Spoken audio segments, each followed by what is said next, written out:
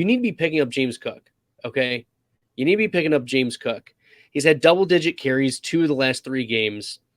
He's had 64 or more rushing yards each of the 2 of the last 3 games. We're not going to include Detroit because that was a quick turnaround type of game. But he's had 5 targets in each of the last 2 games. This is a player that he was a second-round talent out of Georgia, 63rd overall pick.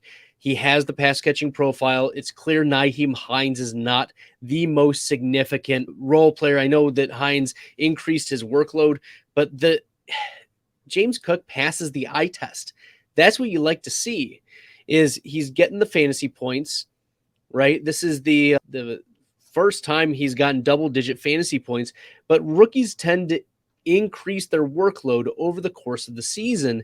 And James Cook, as we're getting now into the nitty-gritty, we've been frustrated by rostering him as of late, but there's no time like the present. Like, what are you going to spend it on? Speculative, like Odell Beckham. If you've got Odell Beckham, you can drop him for James Cook. Like, you should have already been dropping Odell Beckham, because when are you going to play him? When are you going to trust him? At least with James Cook, there's a possibility of, if Singletary goes down, you're going to get a handcuff. But also, as we saw in week 13, like, it was not a massive blowout game against New England.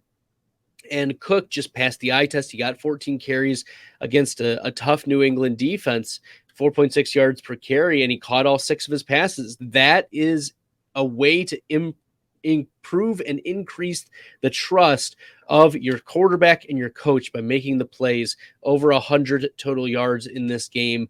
James Cook is a must-add running back as you get prepared for the fantasy playoffs.